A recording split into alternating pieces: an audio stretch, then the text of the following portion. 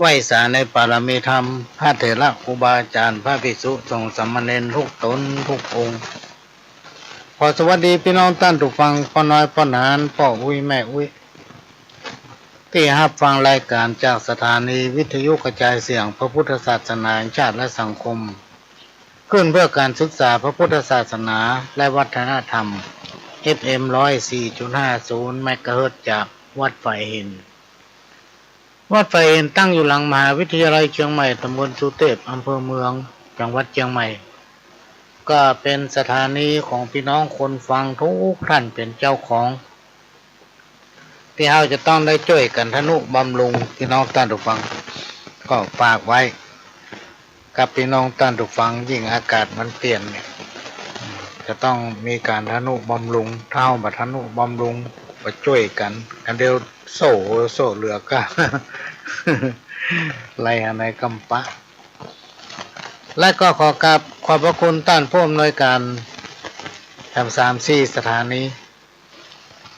โดยเฉพาะสถานีวิทยุล้านนาเชียงใหม่ก็ได้ให้การอนุเคราะห์เมตตานำเอาเสียงรายการนี้เผยแผ่สู่พี่น้องท่านผู้ฟัง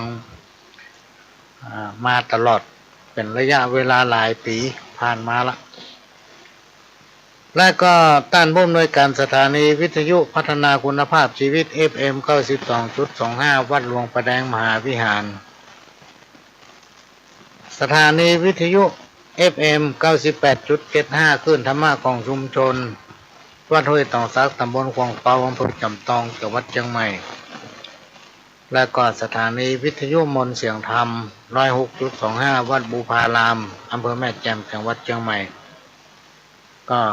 ได้รับการอนุเคราะห์เมตตาจากท่านผู้อำนวยการ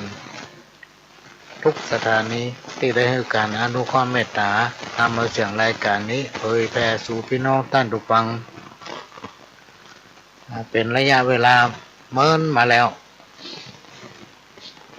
ดำเนินรายการโดยเก้ากับผมประหลวงสว่างธาตุอินจันทร์ประธานเครือข่ายของทูตแม่ของแผ่นดินจังหวัดเชียงใหม่และ8จังหวัดภาคเหนือรองประธานศูนย์ประสานงานของทูตแม่ของแผ่นดินแห่งชาติก็อยู่ในตำแหน่งนี้มาเหมือนนักแกมเหมือนกันนะพี่น้องท่านผู้ฟังเปิ้นจุว่าถ้าครบรอบ5 ปีนี่จะให้ย่างไงเนาะเพราะปีนี้ว่าจะลาไปได้แค่ได้อยู่ไปจนเสี่ยงอายุกว่าพี่น้องท่านผู้ฟังแล้วเพิ่นว่ามีกำหนดกฐินทานคือสังฆทานบุญทานยิ่งใหญ่1 เดือนข่าวสารเพื่อการประชาสัมพันธ์ขอเชิญชวนศรัทธานักศีลนักบุญทั้งหลายร่วมงานทำบุญทอดกฐินสามัคคีของวัดร้องอ้อตำบลสันพิเชื่ออำเภอเมืองจังหวัดเชียงใหม่ตรงกับวันอาทิตย์ที่6 พฤศจิกายนพุทธศักราช2565ขึ้น13 ค่ำเดือนยี่ทอดถวายกับพระสงฆ์ที่จำพรรษาท่วนไตรมาสของวัดร้องอ้อเวลา 9:30 นาทีเป็นต้นไปขอเชิญชวนร่วมงานบุญกฐินสามัคคีของวัดร้องอ้อตำบลสันพิเชื่ออำเภอเมืองเชียงใหม่จังหวัดเชียงใหม่ตรงกับวันอาทิตย์ที่6 พฤศจิกายน 2565ช่วงเช้า 9:30 นาทีได้บุญได้กุศลโดยพร้อมเพรียงกันเวลาสร้างมนุษย์สมบัติสวรรค์สมบัตินิพพานสม ในวันอาทิตย์ที่6พี่น้องท่านผู้ฟังที่6พฤศจิกายน2565ก็คือวันพรุ่งนี้ตั้งแต่เวลา9 โมงเป็นต้นไปที่วัดหลวงอ้อก็จะมีการทำบุญทอดกฐินสามัคคีเป็นกฐินสายโดยได้รับการอนุเคราะห์เมตตาจากคุณนกเอี้ยงหรือคุณเอื้อนไว้ท่านก็ได้มีเมตตาร่วมอนุโมทนาบุญเป็นประธานกฐินสายฮื้อในปี2565เพื่อบ่ให้วัดขาดกฐินแล้วก็มีเครือข่ายพี่น้องสายญาติธรรมจากโครงการหมู่บ้านพิมพิทยาเชียงใหม่ใกล้ๆกับสี่แยกหลุยก็ร่วมอนุโมทนาบุญโดยก็ได้มาหารือว่าจะนำปัจจัยในส่วนนี้ไปอย่างใดดีส่วนหนึ่งก็จะบูรณะวัดทำส่วนหนึ่งก็จะเอาไปบูรณะพระธาตุแปลงรั้วรอบปรับปรุงพระธาตุให้มันดูดีหน่อยหนึ่งแต่ว่านี่ได้อู้กับช่างไปละว่าไปตีราคาตึงกะของกะแรงแล้วก็จะได้นำเรียนคณะกรรมการได้รับรู้จะได้แจ้งให้ทางเจ้าภาพเพื่อนได้รู้ก็ต้องขอกราบขอบพระคุณพี่น้องเครือข่ายสายญาติธรรมที่ได้ร่วมอนุโมทนาบุญในการทอดกฐินสายสามัคคีของวัดหลวงอ้อซึ่งก็มีนักพี่น้องท่านผู้ฟังสามารถที่นำมาอ่านออกอากาศได้มันนัก ช่วงระยะ2-3 วันที่ผ่านมานี่พระหลวงก็มีวัดถึงวันนะมีวันเนี้ยต้องปิกมาพบปะพี่น้องท่านผู้ฟังนะถ้าเอามาก็พี่น้องท่านผู้ฟังจะเหงาเมาะง่อมนี่เนาะง่อมก็เลยจำเป็นต้องปิกมาพบปะพี่น้องท่านผู้ฟังตั้งแต่เวลานี้ไปจนถึง6 โมงแมลงก็มีพี่น้องศรัทธาไม่ว่าจะเป็นพี่น้องศรัทธาของวัดหลวงอ้อบ้านสันบ้านหนองป้อมบ้านหัวโกบ้านร้องขี้ควายมาร่วมกันช่วยกันมานั่งอู้กันห้องก็นั่งพอหน้ากัน มันมีอย่างอู้นะก็มาถึงวันนี้ก็เต็มวัดมาถึงวันก็มาร่วมกันบางผู้บางท่านก็มาทานก่อนบางผู้บางท่านก็มาถามว่าจะเอานั่นมาถวายนี่มาถวายจะดีก่อจะได้ก่อที่จริงมันได้หมดละพี่น้องท่านผู้ฟังได้ทุกอย่างถ้าเราตั้งใจจะทำมันก็จะเป็นมหากุศลการทำบุญเนี่ยมันไม่เสียหลายพี่น้องท่านผู้ฟังมันเป็นของเฮาเนี่ยบอกว่าเขาจะทำบุญให้ไผบอกว่าเขาจะทำบุญให้ตัวเก่าหรือว่าเทวบุตรเทวดาเพื่อนก็ได้ฮับแล้วเพื่อนก็จะผายบุญมาถึงเฮาเนี่ยพลิกมาถึงเฮาเนี่ยการทำบุญเนี่ยเพื่อนนึกว่ามันจะได้สุขสบายในภายหน้านะเขาประท่าเสียดายสมัยตะก้อนเนี่ยพี่น้องท่านผู้ฟังพระหลวงยังคิดแบบคนทำหลายคนนะว่าโอ้สตางค์กูมีแต่ถ้าเขาไปทำบุญเนี่ยเขาก็ไม่ได้นั่นไม่ได้นี่อะไรอ่ะเขาคิดผิดเขาทำบุญไปเนี่ยพี่น้องท่านผู้ฟังแม้นว่ามันจะเสี่ยงไปจากกระเป๋าเขาเหลือสักบาทเองนะกำเนิดถึงมีมามันมีมาตามนาบุญนะยิ่งถ้าเขาบัตรทำแม้นว่าเขาจะมีเงินนักหนาป้าป้านขนาดไหนก็แล้วแต่มันก็จะปะแต่ความทุกข์ทางใจพี่น้องท่านทุกคนแม้นว่าเขาจะมีเข้าของสมบัติมีเจ้าแหวนเงินคำนักหนาป้าป้านแต่บัสบายใจเอากินกับใครล้ำนอนกับใครรับไปหันไปนี่เป็นว่าม้วนเฮาก็ม้วนมีลูกมีหลานมีลูกมีเต้ากำอยู่ถ้อยฟังกรรมเนี่ยพี่น้องท่านผู้ฟังเพราะว่าเขาได้ทำบุญกรรมโบราณของคนตะก่อนพูดว่าไว้ทำบุญกันเตอะมันบ่เสียหลายจังได้สบายในวันข้างหน้าอันเนี้ยมีแต่ คนเฒ่าคนแก่สมัยเป็นละอ่อนที่เป็นอู้กันเฮายังจำได้ต้องฮอดมาเดียวเนี่ยว่าโอ้หน้าบุญแท้ๆที่เฮาได้เกิดมาในชาตินี้ภพนี้มีส่วนประกอบในร่างกายครบสมบูรณ์ทุกอย่างนะแถมบ่พอยังได้พบได้ปะพระพุทธศาสนาพี่น้องท่านผู้ฟังเฮาชาวพุทธเนี่ยอยู่ในผืนแผ่นดินประเทศไทยเนี่ยในผืนแผ่นดินก็มีพระสยามเทวาธิราชปกป้องคุ้มครองรักษาบ้านจองก็มีเตปาฮักแม่ธรณีเจ้าที่เต้าจตุโลกบาลหรือเต้าทั้งสี่ที่เขาว่ากันเนี่ยมีผีหอผีเฮือนมีผีปุญญาดูแลคุ้มครองไผ่ทำดีก็ได้ดีพี่น้องท่านผู้ฟังถ้าไผ่ทำบดีก็ได้บดีบาปบุญคุณโทษมันมีพี่น้องท่านผู้ฟังบ่ต้องไปฟังไผ่สักคนนะเพราะว่าประหลวงประสบมาแล้วลองสังเกตมาแล้วมันมีแต่ทุกอย่างที่ครูบาอาจารย์เพิ่นกล่าวไว้เนี่ยเหมือนกับในตำนานธรรมเนี่ยที่เพิ่นว่าไว้เราจะต้องช่วยกันอนุรักษ์รักษาไว้ซึ่งวัฒนธรรมภูมิปัญญาพื้นบ้านเพราะว่าจะเป็นท้องถิ่นท้องที่พี่น้องท่านผู้ฟังสมัยตะก่อนมันมีการท้องที่ต่อมาทางคณะผู้บริหารประเทศเพิ่นมองหันว่าถ้าออกกระจายรายได้ไปสู่ท้องที่เพื่อมันถึงเพื่อมันมีความสะดวกเนี่ยถึงทางบนถึงทางลุ่มก็คือพี่น้องชาวบ้านราษฎรเพิ่นจะได้ให้การอนุเคราะห์ช่วยเหลือทางด้านงบประมาณพัฒนาบอกว่าจะเป็นสิ่งแวดล้อมสปะสเปดอย่างต่างๆเนี่ยเพื่อมันรวดเร็วทันใจมันก็เลยมีอบต.แหละพี่น้องท่านผู้ฟังมีอบต.เกิดขึ้นนะมีสถาบันของผู้ใหญ่บ้านกำนันก็คือเสา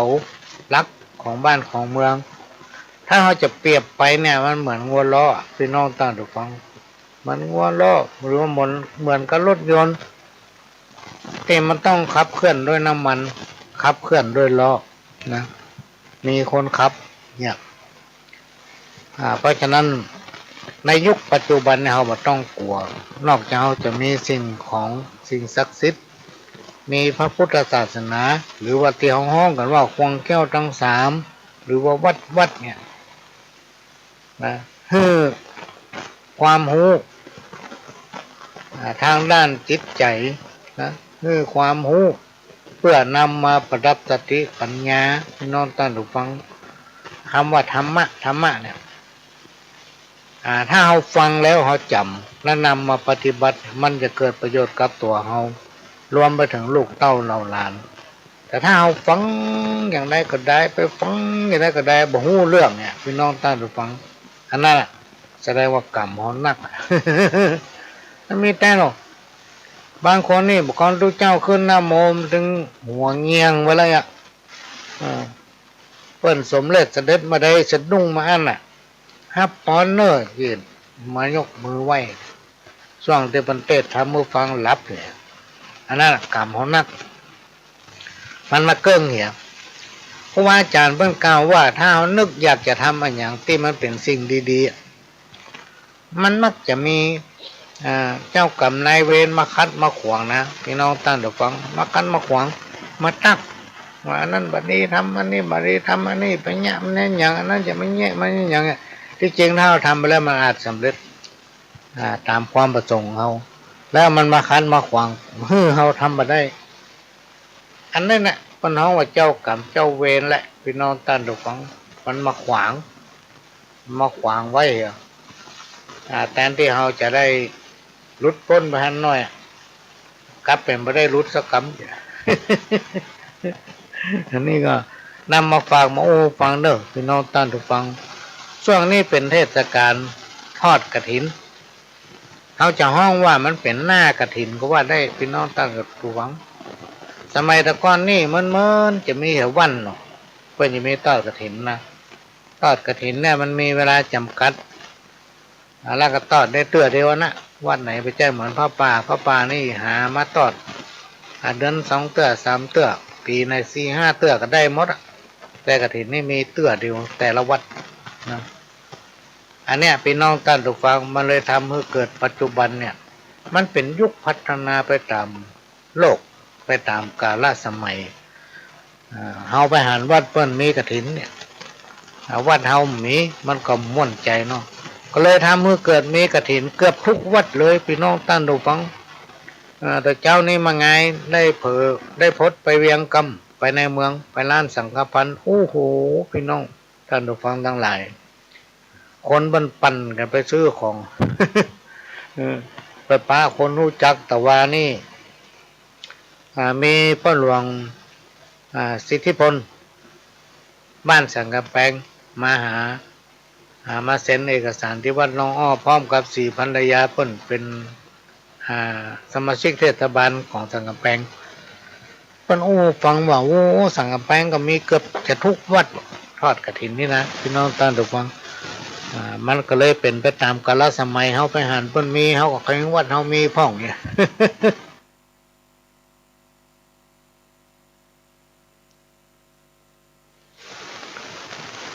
วันนี้ทางพี่น้องทางปักควายใต้เนี่ยเพิ่นก็มีการทอดกฐินนอกไปจากนั้นวันพรุ่งนี้ทางปักควายเหนือก็มีการทอดกฐินพร้อม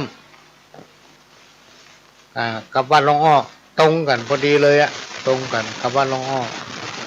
เนื่องจากว่าตะวันนี่ไปบ้านคุณจรัสศรีแล้วคุณจรัสศรีล่างแม่นกะชื่อพี่นายมูระจำไม่ได้เปิดกับฟังว่าโอ้ทีแรกว่าจะไปร่วมถ้ากฐินที่วัดหลวงอ้อโอ้มันตรงกันทั้งวัดปักควายละหันก็ดีไปนี่ก็ดีไป ก็เลยไม่ได้มากับร่วมทำบุญมาเห็นถวายนะก็ได้นำอะไรเจอมาอ่านเมื่อน่าจะเป็นวันพฤหัสค่ะคืนวันพฤหัสเอามาอ่านไปละอันนี้ก็ต้องขออนุโมทนาบุญกราบขอบพระคุณพี่น้องเครือข่ายสายญาติธรรมทั้งหลายที่บละบลืมกันเนี่ยวัดหลวงอ้อก็มีความจำเป็นต้องรณรงค์ช่วยกันสิ่งไหนที่เขาจะบูรณะเขาก็จะทำพี่น้องท่านผู้ฟังถ้ามีปัจจัยเพียงพออันใดเขาก็เนี่ยอันนั้นนะแต่เขาบอกว่าอย่าบูรณะอย่างพ่องอย่างพ่องนี่นะ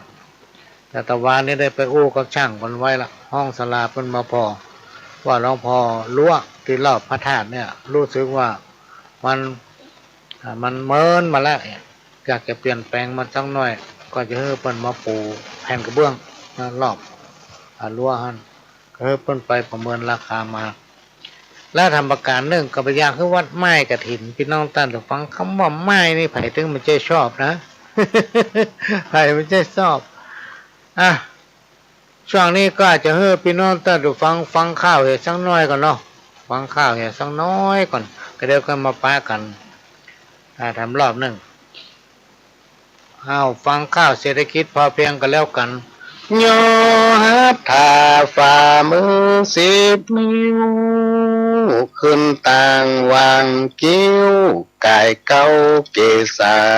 ขอบกลมกาบนบองค์กษัตริย์ตาพระจอมราชามหาราชเจ้าพระราชประสงค์ขององค์จอมเงาทรงคิดแบ่งเบาพี่น้องพระองค์โค้นหาปัญหาปากท้องให้อยู่ถูกต้องพอดีรายได้เฮาน้อยก้อยอดขันตีใจจ่ายพอดีบ่มีอยากกันหูจักถนอมอดออมใจก็บ่มีวันจักทุกข์ตามพระประสงค์ขององค์ประมุขตานตัดสอนให้เฮาฟังอย่าไปฟุ้งเฟ้อเหิมเกินหวังเลี้ยงชีพชีวังปลูกฝังเลี้ยงใส ก็จะมีกินพอเพียงอยู่ได้บ่เปลืองเงินไปจ่ายซื้อจีนป่าพุทธจาคาบมือก็ลดหย่อนหือพอควรปลูกผักปลูกไม้ไว้ในให้สวนพร้อมกับจักจวนพี่น้องเจ้าบ้านจะได้แก้ขาดประหยัดหลายน้ำถือเอาเป็นงานเสริมกล้ามผ้านุ่งคัวใบอันใดแปลงล้ำบ่จำเป็นต้องไปเอาซื้อแม่นุ่งใจมอกใจใดกับเขาเฮาก็เลือกเอามอกเฮาใจใดบ่ต้องเขือกไผ่คนใดเหนือใต้หมู่มีเงินไทยหลายล้านเฮาอยู่ปอดีบ่มีเกียรติค้านบ่เข้าขั้นทานลำเค็มจักจกใจซื้อฮือเลือกจำเป็นแปลงใจเย็นก้อยเป็นก้อยสร้างอย่าลับตาฝืนจงมืนตากว้างจักหันนิ้วทางลงลึงบางคนเดือดร้อนเป็นคนบ่มันขยันคิดแต่ตื่นบางคนก็มีเงินเล็กน้อยเหินตัวเขาเปิ้นเอาตัวเอาบอกกึดที่แจ้งเพื่อมาหูคิงกระเป๋าพอแห้งเฮามีกะแห้งเล็กน้อยถ้าเฮาเล็งหันรายวัน200มันถึงบ่น้อยพอเพียงจีนเฮาบ่นักอย่าฟักลายเฮียงเฮาหมอกพอเพียงเลี้ยงครอบครัวได้จากแต่งข้าวสารมากะวอนไว้กับพี่น้องไทยทั่วทิศช่วยแก้ปัญหาช่วยกันมาคนคิดชีวิตต่อสู้วันแจ้งขายแจ้งกาได้มาแบ่งปันเป็นส่วนเป็นอันมันก็อยู่ได้ก็จะพอเพียงเลี้ยงต้องปากใสปลูกส่วนขั้วไปพร้อมพักบะทั่วบะแตงบะแฟงบะฟักปลูกตามหัวบ้านเลี้ยงยายเหลือกินเหลือใจน้ำเอาไปขายจักเสริมเป็นหลายจุนเจือในบ้านถึงเศรษฐกิจวิกฤตแต่ด้านคงบ่ยาวนานยืดเยื้อเฮาต้องทำใจทนไปกู้เชื่อตามโอกาสเอื้ออำนวยประหยัดเขาไว้จากใดไปโสยถึงบ่นำลอยกาหมอกอยู่ใดกาหมอกอยู่ใดนี่ก็ของแม่จันลักษัตริย์ก็จะได้มาจอยให้พี่น้องตั้งหลายฟังออกรายการสดต่างสถานีวิทยุพระพุทธศาสนาแห่งชาติและสังคมขึ้นเพื่อการศึกษาพระพุทธศาสนาและวัฒนธรรม104.50 เมกะเฮิรตซ์วัดฝ่ายหินก็ก่อนที่จะนำเอาสาระสปะมาเล่าสู่กันฟังพี่น้องท่านผู้ฟังก็จะขอประชาสัมพันธ์ข่าวเพื่อบอกบุญพี่น้อง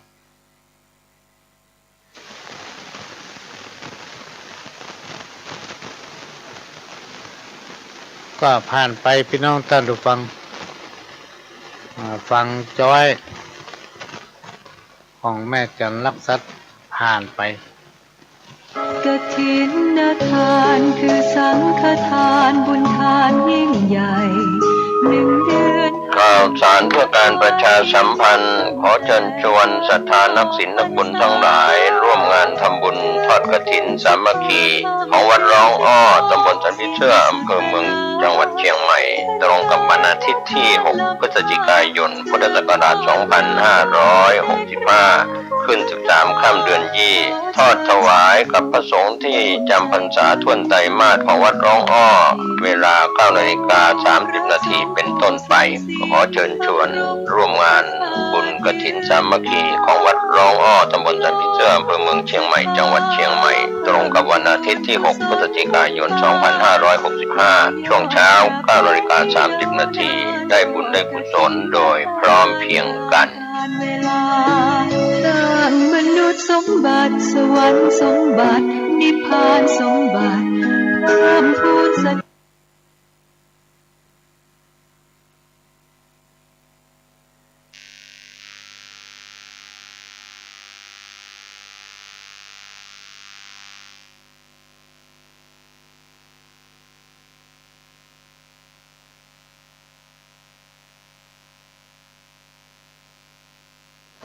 ขณะนี้พี่น้องท่านผู้ฟังก็กำลังรับฟังรายการสาระธรรมกรรมเก่าจากทางสถานีวิทยุกระจายเสียงพระพุทธศาสนาแห่งชาติและสังคมขึ้นเพื่อการศึกษาพระพุทธศาสนาและวัฒนธรรม FM 104.50 เมกะเฮิรตซ์จากวัดไผ่หินวัดไผ่หินตั้งอยู่หลังมหาวิทยาลัยเชียงใหม่ตำบลสุเทพอำเภอเมืองจังหวัดเชียงใหม่ก็เป็นสถานีของพี่น้องคนฟังทุกท่านพี่น้องท่านผู้ฟังสามารถเปิดฟังมาทางเฟซก็ได้ทางไลน์ก็ได้ฟังย้อนหลังก็ได้มันเป็นรายการที่เปิ้นออนไลน์ไปทั่วโลกถึงภาพและเสียงและก็ขอกราบขอบพระคุณท่านผู้อำนวยการสถานีวิทยุล้านนาเชียงใหม่ที่ได้ให้การอนุเคราะห์เมตตานำเอาเสียงรายการนี้เผยแพร่สู่พี่น้องท่านผู้ฟังแถมสถานีหนึ่งท่านผู้อำนวยการสถานีวิทยุคลื่นพัฒนาคุณภาพชีวิต FM 92.25 วัดหลวงประแดงมหาวิหารโดยท่านผู้อำนวยการสถานีและก็ท่านผู้อำนวยการสถานีวิทยุ FM 98.75 คลื่นธรรมะของชุมชนวัดห้วยทองซักตำบลคลองเปาอำเภอจอมทองจังหวัดเชียงใหม่ท่านผู้อำนวยการสถานีวิทยุมนต์เสียงธรรม 106.25 วัดบุพารามอำเภอแม่แจ่มจังหวัดเชียงใหม่และก็ทำลายสถานีที่เพิ่มได้แจ้งมาพี่น้องท่านผู้ฟังมีคนมาบอกว่าไหลเพิ่งได้ก็มีมดไอ้ลูก หมอว่ามีสถานีไหนพ้องประการสำคัญก็ต้องขอกราบขอบพระคุณพี่น้องคนฟังเครือข่ายสายญาติธรรมทั้งหลายถ้ารายการเฮามันมีคนฟังนี่มันจะแย่เนาะ กูใกล้กูถึงบอกฟังไรก็ต้องขอกราบขอบพระคุณพี่น้องคนฟังที่เสียสละเวลาเปิดวิทยุมานั่งฟังบางคนต้มผักกาดไว้ผักกาดเปื่อยเอาไปมาผักกาดต้มไก่เป็นแกงบอลน่ะมันล้วน ลืมนึ่งเข้าโปแจ๊ะยี่เป็นต้นเพราะฉะนั้นรายการนี้มันจะไปจบมา6 โมงมาข้ามบนพี่น้องท่านเราฟังเปิดวิทยุฟังประตูเนี่ยกินประตูก็ได้ไปแจ้วมาเมาฟังกับวิทยุก็ได้ลูกหลานมากินข้าวมาได้เนี่ยกินเต้อเดือดร้อนมาแผ่ววิทยุ ฟังอย่างปล้ำปเลือมีอยู่คนหนึ่งมาขอวิทยุประหลวงกาวิทยุฮือไปเพิ่นตั้งใจมาขอเนาะ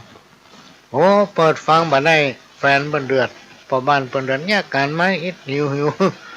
มาเมาฟังกับวิทยุเนี่ยเดือดร้อนเลยเจ้าเลยหูเนี่ยได้ถ้าฟังกับพี่ปิดไว้ให้เนี่ยเนาะเนี่ย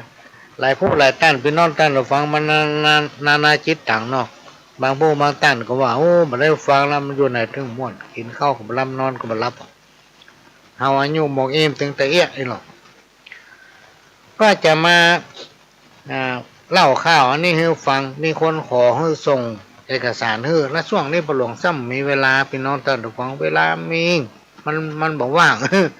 เวลามีไม่ได้อยู่เนี่ยมันเนาะลูกเนี่ยอันนั้นก็มาทำมันนี้ลูกจากทำมันนี้ก็ไปทำมันนั่นบางทีก็นั่งอยู่ในห้องเนี่ยนะแต่มันบอกว่าช่วงนี้งานนักแต่พี่น้องท่านผู้ฟังแม้กระทั่งวันศีลวันธรรมเนี่ยบอกเขาจะไปวัดเพราะอย่างเพราะงานมันมีมันล้นเลยล่ะ เอาจนเขาแค่รับขนาดเขาถึงจะนอนรับอย่างกำเนาะถ้าบอกเขารับก็จำเป็นต้องยากไปเท่าวันเนี้ยวันนี้ก็มาแล้ววันพุกก็มาแล้ววันฮือก็มาแล้วอาจจะเป็นเนี้ยมันต้นไปเป็นวันแต่ถ้าอยู่มันได้แต่ก็มาได้เป็นน้องต้นกับฟังเป็นจะได้อ๋อแค่รับ เออใครที่กินข้าวนักกินข้าวลำเป็นนาลองพอเถอะพอมากินข้าวอิ่มแล้วก็เดิมรับ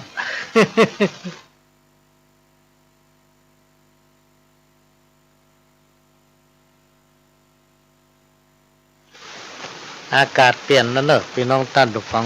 จะหนาวละทำ2-3 วันไปหน้านี่อากาศซ้ำจะเย็นว่ะจะเย็นนักกว่านี้ก็รักษาสุขภาพของฝ่ายของมันเนอะปีนี้จะหนาวนักหนาวไปถึงเดือนกุมภาพันธ์มาฟังข้าวคืนคมหัวใจหาไทยลำปิดเส้นทางชีวิตโศกลำเหลือหลายเมื่อตัวปีนี้ต้องมาจากหายน้องอยู่ได้บ่าวายโศกเศร้ากึดหาอะไรหวังเหมือนกุ้มเท่าซ้ำสองแห้งเฮารวมคิดสองสายใยสองใจรวมสิทธิ์ติดตามสู่พอแห้งได้ลูกสืบเชื้อฮักเหมือนแก้วแสงจากได้กินแหงลูกไปปลายนาส่งเสียเล่าเลียนภาคเพียนอยู่ท่าตั้งตารอคอยลูกไทยที่อยู่ที่นอนหาบก่อนซ้อไซหยาดเหลือสร้างวางแนวรักฐานเฮานี้มีทวนตามแถวเป็ดไก่หมาแมวก็เลี้ยงอยู่คุ้มที่หาเงินทองน้องก็ช่วยตุ้มให้หามาเติมเตรียมกามรักฐานให้นาเข้าป่าและน้ำก็หาพอได้ยังแควนอยู่ร่วมกันได้ล้างเตื้อโจกนี้หากมีไก่พอสุขสบายอิ่มต้องคิดพองมองใจอาภัยอายน้องบ่ถือบ่ท่องอมซอมล้างเตื้อก็ฮักเหมือนดอกไม้หอมล้างเตื้อก็งอมเหมือนแมวยี่เขียวตึงฮักตึงจังความหวังแสงเซลเกิดขึ้นกำเดียวบ่แต่เป็นธรรมดาบ่ใจข้อแม่ไผบ่หลีกได้เลยนะเปรียบได้เหมือนลิ้นกับเขี้ยวแหละนะคบกันไปมาเพราะว่าอยู่ไกลยามเมื่อฮักกันปานจะกินได้จังขันเพียงใดอดงอหัวอกแสลงหม้อแกงไฟจ้ออยู่กับก้นหม้อพออยู่กับกันก้นหม้อพอดำมาตายละน้องสุดเสียงเวรกรรมสุดที่สุดกรรมเสาะหามาเคยหันหน้ากันตึงบันต่อสู้อยู่กินกันเมินมาแต่ไทยนึกถึงความดีที่อ้ายสร้างไว้บัดตันแก่เท่าก็หนีลาไปแล้วบ่ปิกบอกกลับมาหาบ่ตันสั่งลาก็มาด่วนสิ้นน้องตัวคนเดียวใจจักขาดวินเหลียวหาตั้งใดบ่พบมาละจากกันเว้นตันควายคบญาติก่อนลังมาตันมาลืมพี่ไทย ที่อยู่แดนสวรรค์หรือถิ่นนิพพานรออยู่หันคนบุญการุณเที่ยงมันจักตามตัวตันจวบพบถึงดวงวิญญาณก็ยังเคารพบุเพร่วมสร้างวนเวียนทั้งชีวิตนี้จักได้ไผ่เหมือนดาวคู่เดือนคู่เฮือนคู่ยาวขอกราบวันตาน้อมหาพระเจ้าส่องฮักเฮาจัวปบจาดนาทามีบุญตานสมทบจากพบปีอ้ายเหมือนเดิมเนี่ยพี่น้องท่านผู้ฟังคนเฮาเนี่ยพี่น้องท่านผู้ฟังพอถึงเวลาที่เฮารับตาตายพูดง่ายๆ หรือว่าเฮาทอดจิตจากร่างของเฮาเนี่ยพี่น้องท่านผู้ฟังสิ่งที่เฮาจะต้องไปแรกเนี่ยแรกเมื่อดวงวิญญาณเฮาถอดไปนะตามที่ของฟังนะจะไปวัดก่อนว่ะพี่น้องท่านผู้ฟังถ้าไปเป็นคริสต์ก็ไปโบสถ์ก่อนเพื่อไปรอเปิดมาฮับลูก รอเปิดมาฮับคนที่มันตายแล้วฟื้นน่ะเปิดมาฮือฟังเนาะว่าเฮาไปได้ทำบุญฮือตาเนี่ยเป็นอีแต้มอยากกินอย่างนั้นเฮาหันอยู่แต่เฮาจะไปกินนะเปิ้นเรื่องมือเฮากินว่ะคนต่างดีๆกับมันกันเฮาจะเตียวไปนะเปิ้นเอาไม้ปัดแข้งมือเตียว ไล่เฮาเข้าโคเข้าหญ้าไปตรงกลางบลุกปุกอังเนี่ยพี่น้องท่านผู้ฟังที่เพิ่นว่าไปสู่ในทางดีเนี่ยไปสู่สุคติสัมปรายภพเนี่ยก่อนที่จะตายเพิ่นมาสอนก่อนเนี่ยพุทโธเนอธัมโมเนอสังโฆเนยให้นึกถึงบุญขินบุญทานนึกถึงคุณงามความดีพี่น้องท่านผู้ฟังเพิ่นรวมเพิ่นให้มีสมาธิหรอกคนเฮานี่ถ้ากระวนกระวายนี่มันจะตายนะมาให้มันดีไปตายนอกจากเฮาเผลอไปเอาหัวไปนอกเสาไฟฟ้าน่ะตายทันที ไม่ได้ไปหาหมอแล้วเป็นไหนสักทีแต่อยู่ปกติเนี่ยมันจะตายง่ายๆนะคนเฮานี่นะถ้ามาเชื่อบุญแต่ๆนั้นมันจะตายเพราะฉะนั้นเปิ้นให้สงบจิตสงบใจนึกถึงคุณงามความดีที่เฮาได้ทำสิ่งใดที่เฮาเผลอพลาดเฮาทำความบ่ดีไปเนี่ยพี่น้องท่านผู้ฟังเฮาจะต้องนึกอยู่ถึงวันก่อนที่เฮายังมีชีวิตมีลมหายใจอยู่เนี่ยว่าอันนี้มันบ่ดีโลมผู้เฮามันยากเด็ดขาดเอามาเป็นบทเรียนสอนลูกบอกเต้าลูกหลานพี่น้องท่านผู้ฟังเพื่อตายไปเนี่ยไม่ได้ไปที่ชอบบางคนวัดก็มาไปเฮาก็บ่เข้าโรงเรียนก็ไปปัญญาหยังก็มือความร่วมมือแทนที่จะคิดสร้างสรรค์นำเอาความรู้มาร่วมกันพัฒนาสร้างความสมานฉันท์ให้มันเกิดความสามัคคีในหมู่บ้านชุมชนบัดทำเนี่ยคนประเภทนี้ก็มีอยู่นะพี่น้องท่านผู้ฟังในยุคปัจจุบันแม้นว่าจะมีการพัฒนาทางด้านการศึกษาก็จะมีการเผยแพร่ศีลธรรมอย่างใดก็แล้วแต่มันก็ต้องมีอยู่คนประเภทนี้มีในสังคมชุมชนเปิ้นฮ้องว่าคนประเภทนี้ถ้ามันตายไปแล้วเบาใจนะเบาใจเพราะมันตายไปละมันมีไผมาคุยมีไผมาปลุกปั่นบ่มีไผมาสร้างความแตกแยกหรอก แต่ละเบาใจ มาฟังข้าวทำข้าวนึ่งอันนี้ก็มีคนขอส่งมาให้คำต้อยหน่อยบ่ได้มีเวลาส่งไปเตือนเนอะแล้วก็เป็นเทพนี่ประหลวงก็ไม่ได้อัด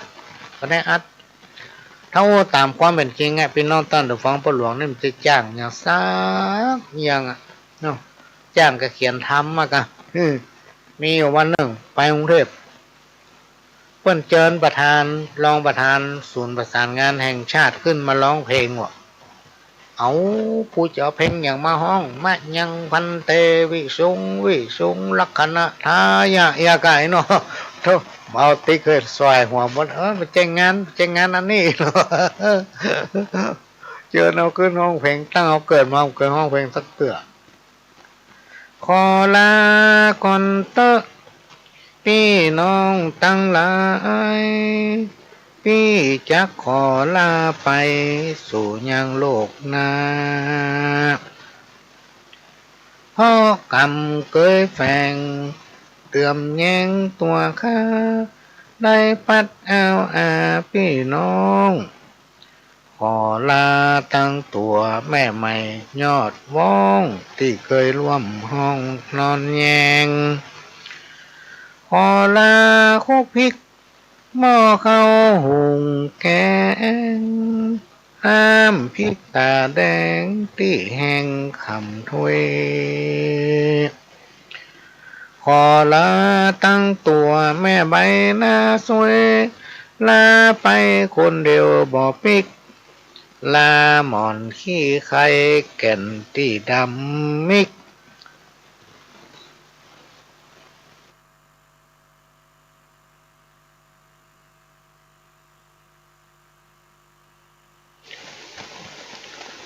ขอลาหมอนขี้ไข่แก่นที่ดำมิกลาแผ่วสาดน้อยนอนตุย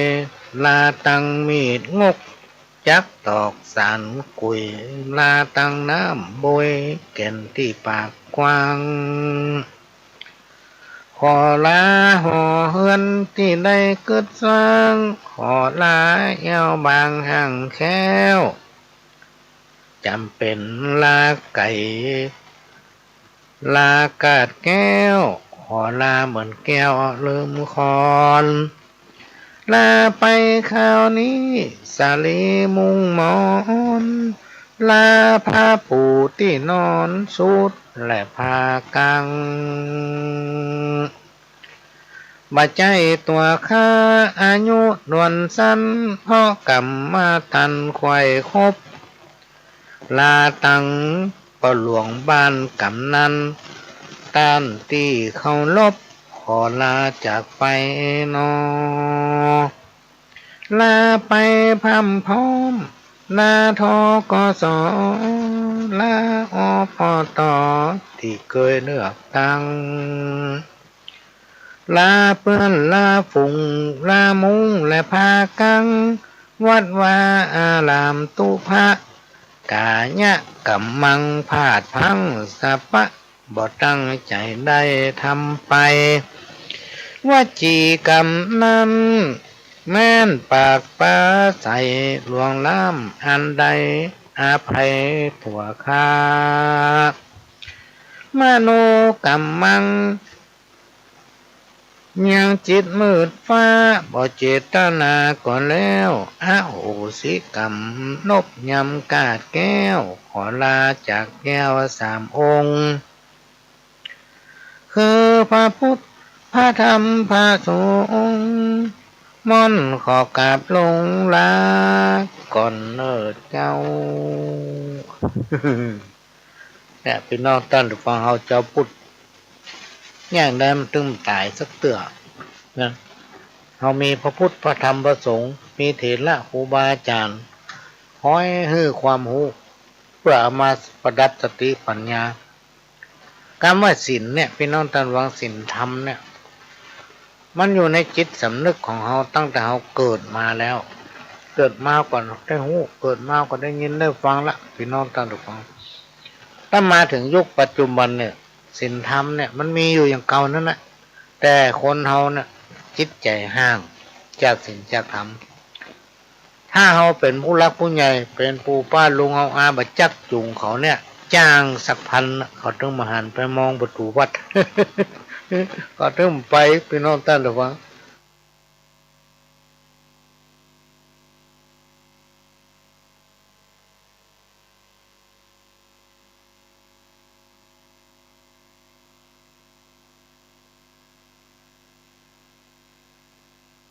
กฐินทานคือสังฆทานบุญทานยิ่งใหญ่1 เดือน ข้า าวสารเพื่อการประชาสัมพันธ์ขอเชิญชวนศรัทธานักศีลนักบุญทั้งหลายร่วมงานทำบุญทอดกฐินสามัคคีของวัดร้องอ้อตำบลสันพิเชื่ออำเภอเมืองจังหวัดเชียงใหม่ตรงกับวันอาทิตย์ที่ 6 พฤศจิกายน พุทธศักราช 2565 ขึ้น 13 ค่ำเดือนยี่ ทอดถวายกับพระสงฆ์ที่จำพรรษาท่วนไตรมาสของวัดร้องอ้อเวลา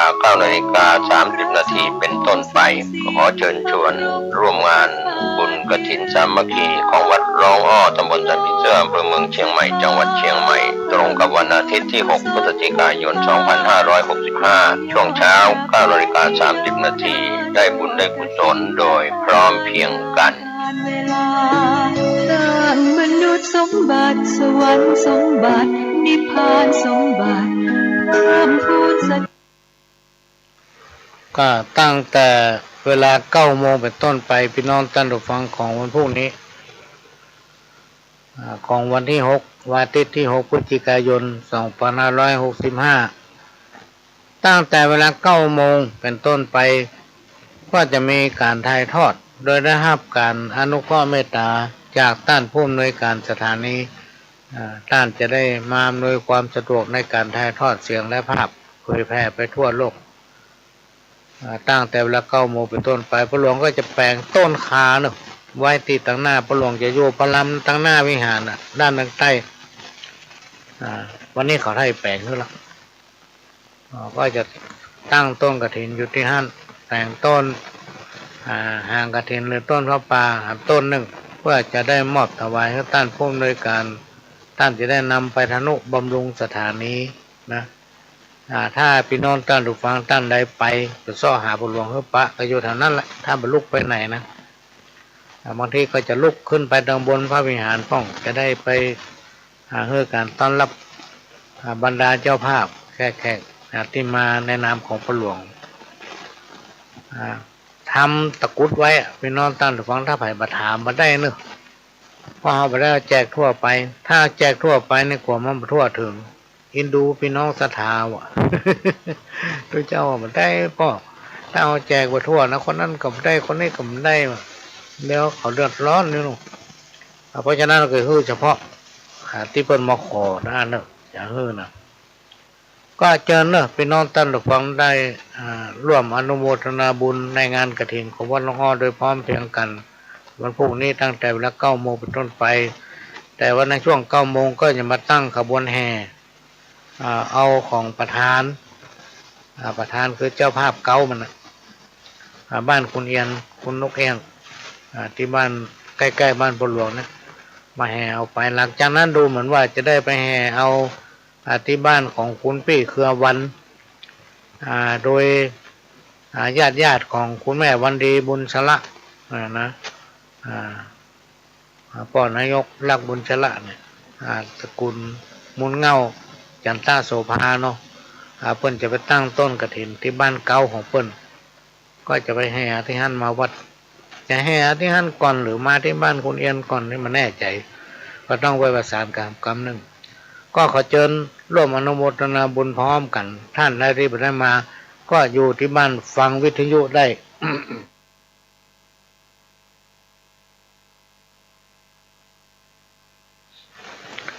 มาฟังข้าวพี่น้องท่านผู้ฟังโสตุจันนาอาวต้านไทยออกตกเหนือใต้ผมขอไว้สาเขียนสารข้าวจ้อยเป็นถ้อยคำจ่าโตดของสุราเมลัยน้ำเหล้ามี6 ประการพระพุทธเจ้าเทศนาว่าไว้1เสียเข้าของเสียเงินทองใจคือเป็นการเล่าสุราข้อ2โกทะโมหะเกิดวิวาตาตบตีเพื่อนบ้านข้อ3โลกาเปียทิหลายด้านกำลังต้านทานหลั่นลดข้อ4เสื่อมเสียชื่อเสียงและยศไผบ่เชื่อหน้าคนเมาข้อ5พี่น้องโศกต้องหมองเหงามีญาติขี้เมาอับอายขายหน้าข้อ6ปัญญาเก่งกล้าถูกตัดหานลงต่ำก้อยทัดมาแถมหนอคุณหมอใหญ่น้อยเปิ้นจากกล่าวถ้อยชี้แจง เหล้ากัดกระเพาะกลางกับตับแข็งห้องก็ลงแดงบ่าแห้งเหลือน้อยห้องติดเลื่อนลังมือสั่นต้อยๆพร้อมแหงเอ็นแมนดุกโซน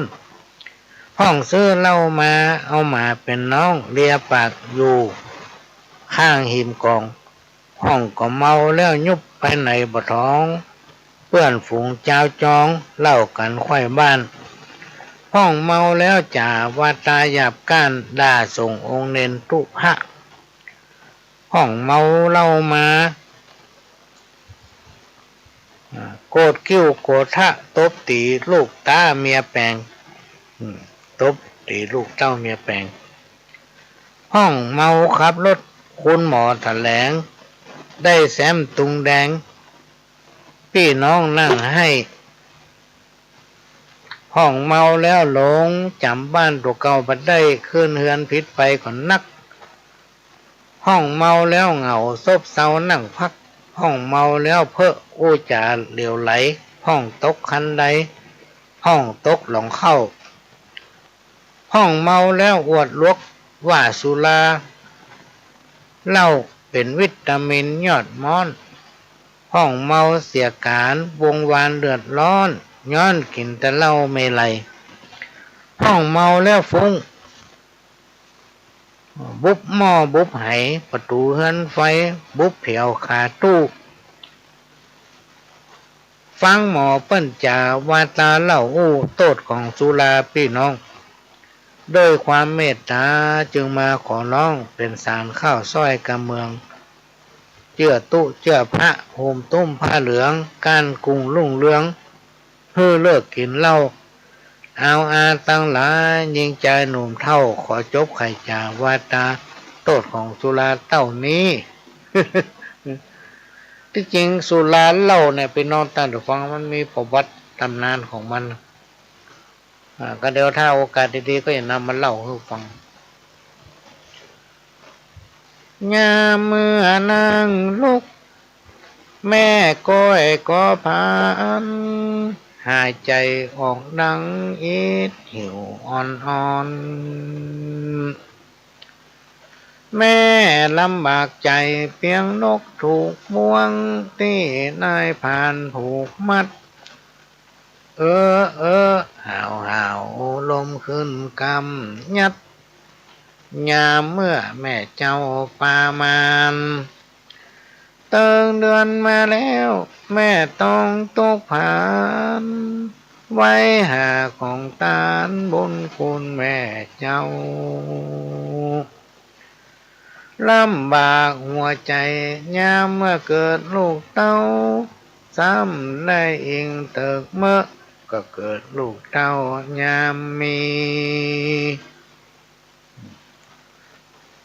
อันเนี้ยพี่น้องตั้งใจฟังเป็นพระคุณของแม่ตอนหนึ่งเอามาให้ฟังเล่าให้ฟัง ห้างนี้เสียงมาแค่ดีนะพี่น้องตั้งใจฟังเสียงมันบดีแต่บดีว่าเขาว่ามันจะเข้าเกลางกลางเดือนแล้วค่ะ กระเป๋ามันแห้ง เสียงมันเลยมาค่อยมา บุญแม่บรรนักคงตายเป็นผีชีวิตอินทรีย์ลืมคิงกระดังส่วนพ่อปิตามานั่งป้องข้างเอาน้ำยามาทาลูบร้อยเอายามาฝนน้ำมนต์มาป้ายสติแม่ได้คืนมาลมขึ้นปันกลางมืดฟางแก่นตาใจแม่ดีมา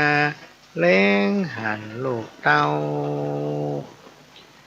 แม่นึกในใจว่าเจ้าเฮยเจ้าแม่อุ้มเอานายปอกปกเลือกเอาวัฏฐาแผ่นผ้ามาปุกแล้วยกใส่ดงแป้งดีจิ้งคานปากตักว่าพี่เฮ้ยพี่ค ว่าพอสามตีแล้วตีต้อยดงแม่ล่ำไล่ตีดงเสียงดังกุ้งกุ้งแล้วยกไปตำเมียดไว้แม่ก้อยหักษาลุมดาลูกไว้แม่นั่งอยู่เฝ้าเดือนไฟอันนี้ในขณะที่แม่คลอดเขาออกมาพี่น้องตันฟังทุกคนจะเป็นอีโมทุกคนนะแม่เนี่ยได้รับความลำบากพอคลอดเขาออกมาใหม่ๆแม่ก็ต้องอยู่ไฟสมัยตะก้อนเนี่ยมันใจมีกระจกมันใจมีมุ้งลวดโลดพี่น้องตันถูกฟังมันใจมีบ้านเก็ต เป็นบ้านบางทีก็บ้านฝาไม่แป้นเนี่ยบางทีก็เป็นบ้านฝากบางทีก็เป็นบ้านถืมแล้วแต่ฐานะของใครของมันนะถ้าบ้านหลังใดได้อยู่บ้านฝาลายอามนี่สุดยอดเพราะอย่างมันยาก ฝาลายอามเนี่ยมันทำยากถ้ามันแปลงโดยเพราะฉะนั้นเป็นกันมดกันแมงกันเหียดกันยุงเนาะคนจะมุ้งมากางถ้าอย่างปัจจุบันนี่ไปอยู่ได้อย่างไรอากาศมันร้อนขนาดเขาเปิดแอร์เปิดพัดลมนี่ยังไม่เย็นเลยบางทีเมื่อวันเนี่ยอากาศมันร้อนทหารแดดก็ร้อนเลยสมัยก่อนเนี่ยจะร้อนอยู่แล้วก็จ้างเดี๋ยวเพิ่นอยู่ในมุ้งป้นเหลืองพี่น้องท่านทุกฟังอยู่ในมุ้งเป็นเดือนเพิ่นห้องว่าอยู่ไฟหรือว่าอยู่เดือนมันจะเหมือนกับสมัยปัจจุบันเนาะสมัยปัจจุบันไปคลอดลูกออกมาเตียวพับบ้าน ขี่รถขึ้นล่องไปทั่วหมดในที่สุดในโอกาสอายุนักไปเป็นลมอันนั้นเป็นลมอันนี้เป็นห้องลมผิดเดือนแต่คนประเดียวมันโมโหว่าไปเป็นโรคอันนั้นโรคอันนี้ไปตามกาลสมัยอันนี้ก็มาฟังไปได้นะพระหลวงคำแก้วว่าเคยอยู่เดือนเขาทหารเปิ้น แม่ก้อยหักษาลุมลาลูกไว้นั่งอยู่เฝ้าเดือนไฟดำเหมือนมีหม้อกินน้ำปูเลยอุ่นห้อนส่วนพ่อปิดตามามีความทุกข์ย้อนได้ตัดบันก้อมหลัวดังตั้งข้าวและน้ำก็ได้ตากตามเมื่อคืนเมื่อวันนอนเลี้ยงอยู่เฝ้าผ่าไม้โบดหลัวแล้วต้มใบเป้าแม่มารดาจำละน้ำอุ่นน้ำเย็นเนี่ยไปสะปะตุกป่อเจ้าพอรอแม่นั่งแยกน้ำหลังปอโคตรขอกันโปนเดือนนอไปในบ่อใดกลัวเจ้าโมตาลูกรักแม่ให้นั่งอิงตึกเมื่อหัวลูกเจ้าเป็นโลกาภัยยะแม่นั่งอยู่เฝ้าคอยนายแม่เลี้ยงลูกไว้หวังได้สุขใจหวังได้เพิ่งนายเมื่อยามแก่เท่าเนี่ยพี่น้องท่านทุกฟังมันบอกของลูกของหลานความทุกข์ความยากที่แม่ปามานสู่มาเนี่ยไอ้น้องปัจจุบันเนี่ยพี่น้องท่านทุกฟังละอ่อนมันเป็นหูเรื่องนะลองมันเมาเหล้านักมาซ้อมพ่อซ้อมแม่ตีพ่อตีแม่สิ่งที่มันบดีอย่างยาเสพติดเนี่ยมันว่าจะไปใกล้จะไปยุ่งเนี่ยมันบดีมันก็เข้าไปยุ่งอยู่ไปกินไปเสพเอาจนเป็นบ้าเป็นวอฆ่าพ่อฆ่าแม่ก็มีนะอันเนี้ยมันอยู่ที่พื้นฐานของการอบรมพื้นฐานทางด้านจิตใจของคนคนนั้นเพราะฉะนั้นเฮาในฐานะที่เป็นพ่อเป็นแม่เป็นปู่เป็นป้าเป็นลุงเป็นอ้าวเป็นอาเนี่ยเป็นน้องตาถูกฟังเฮาจะเพื่อลูกหลานเฮามีอุปนิสัยอย่างนั้นทำสิ่งแวดล้อมดีๆใจเฮาบดีแล้วก็จะต้องดีไว้เก็บใจบดีไว้ในอกในใจพ้นจะไปเอาออกมา บางผู้บางท่านร้อนกำลังจะมากินข้าวจมเนี่ย จมอะเขาก็กินกั้มสองกั้มบนลูกเนกันนะพอดีจมตอนจะกินข้าวเพราะมันจะทำมันกินข้าวบะลำรีบริแกนนะ ต้องเป็นใจดีไว้ยิ้มแย้มแจ่มใสไว้แปลงหน้าจุ่มจื่นนะมันจะได้มีสง่าราศีคนเท่าแปลงหน้าใกล้นี่อย่างตึงลุกสักอย่างพี่น้องท่านผู้ฟังอันนี้เป็นเรื่องจริงนะกามโอ้ฟังยิ่งเขาตื่นมาความคุณมัวอย่างทั้งหลายเนี่ยเอาละไว้จะไปมาเก็บใส่อกใส่ใจเนี่ยมันจะออกหน้านะมันจะออกทางหน้าปะไปคนนั้นคนนี้โอ้ยหน้ามันอย่ามางามแต่มางามว่าให้เรา อย่าไปเครียดอันใดที่ไม่ทำเราเป็นทุกข์อกทุกข์ใจพี่น้องท่านผู้ฟังหนีมาไกลๆนะหนีมาไกลจะไปใกล้มันไม่ได้ทำเราทุกข์อกทุกข์ใจเนาะ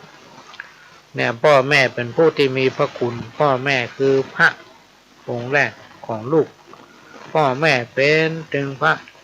อินทร์เป็นถึงพระพรหมเป็นถึงเทวบุตรเป็นถึงเทวดาเป็นถึงธนาคารเป็นถึงตู้ ATM ให้ลูกนะเพราะฉะนั้นเราต้องมันอู้ร้อนฟังคอยได้ฟังอยู่ในจิตสำนึกบุญญาปานะพระพ่อปิตามีเต้าได้จะฟังเนื้อลูกเราบุญตามล้นเรือเนื้อหัวต่างเก้าเป็นสัตว์บางเงาลมพักต้นโพสไล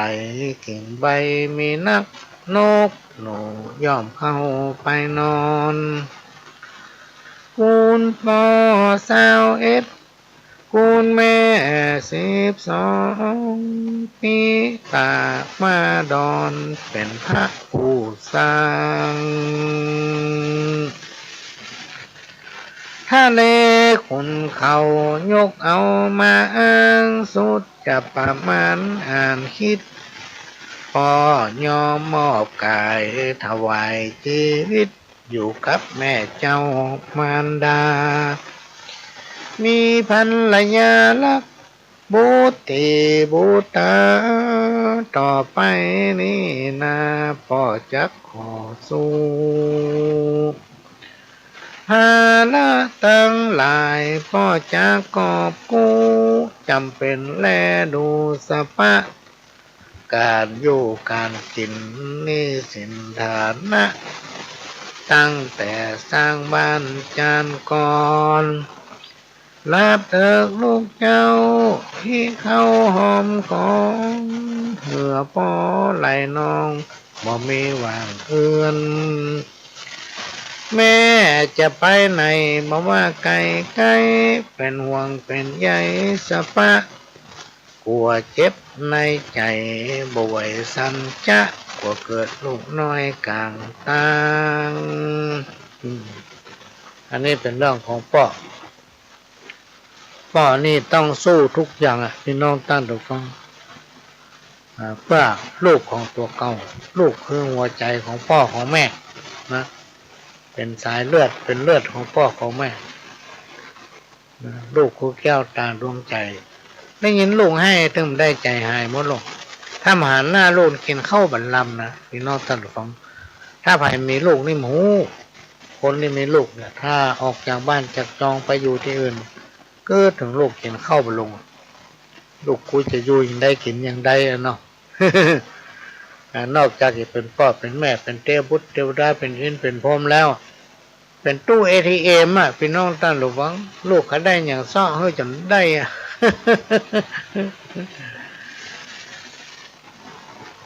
แม่นี้เกิดหลายตัวนายเกิดตืมบอกเกิดถึงบุญคุณแม่เลี้ยงแม่อุ้มหอบนายนักข้างหนองเปี้ยมแม่ก้อยหอบอุ้มเดินเตียวเลี้ยงใหญ่มาแล้วกลายเป็นงูเขียว บอกให้เดินเตียวมา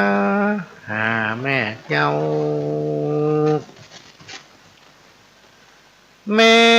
มาตุกใจยาการตึงเท่าพอหิวแห้งลอยอ่อนนักลูกเต้าเตรียมใจเป็นเตวตัดมาซัดขวางเฮือนี่ไป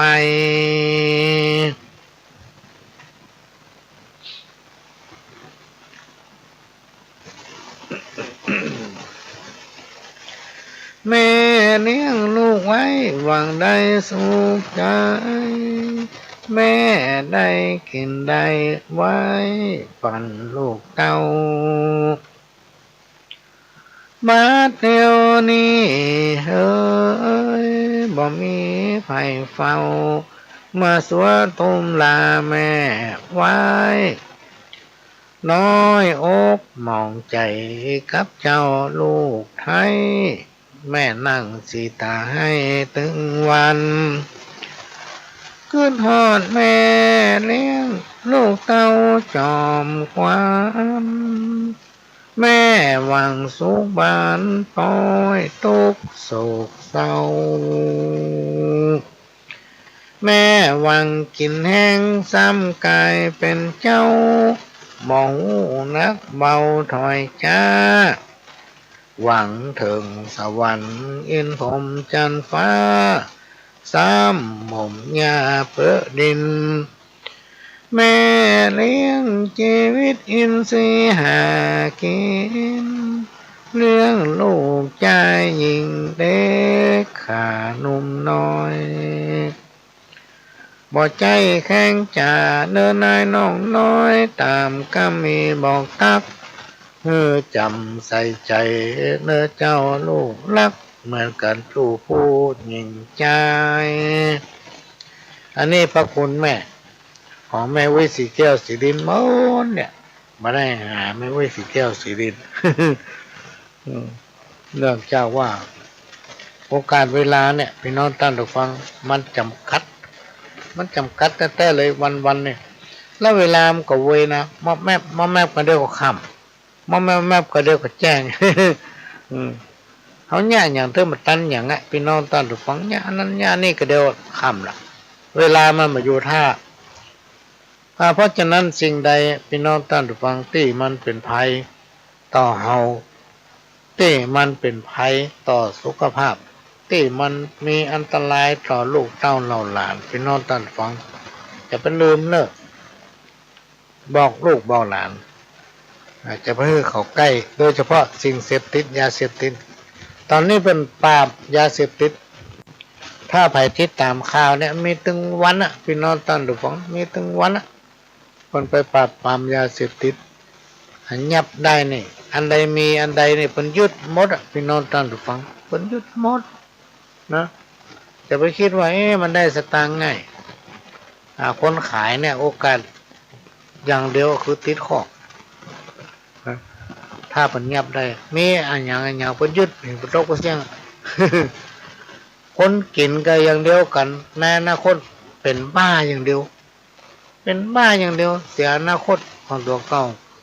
ในโอกาสที่เขาเกิดมาเป็นคนเนี่ยพี่น้องท่านผู้ฟังการเกิดมาเนี่ยมันจะง่ายๆตายไปมันจะได้เกิดมาเป็นคนทำก่ออันเนี้ยไผ่ตอบไผ่ถึงมาได้พี่น้องท่านผู้ฟังเพราะฉะนั้นในช่วงที่เขามีชีวิตอยู่นะก็ทำแต่ความดีงามนะอันใดที่มันบดีจะไปเนี้ยอันใดที่มันเบียดเบียนคนอื่นหนีไกลๆนะก็มาฟังข่าวอันนี้อัญญาเสพติดมีพิษเหลือหลายมันล้างทำลายตึงบันเลือกนาขอวิงวอนพี่น้องเจ้าข้าอย่าตกเป็นทาสของมันถ้าโดนจับแล้วมีโทษมหันต์100 ปีเดือนวันโลนขังคอกกวางเว้นไก่กาย บ่ใช่อู้แกงลูกฮักกำแปงโปดหูหันตัวอย่างมากลายบ่ใจบ่หูอย่าไปจื่นสู้จิ้มลอง ถ้าติดมันแล้ว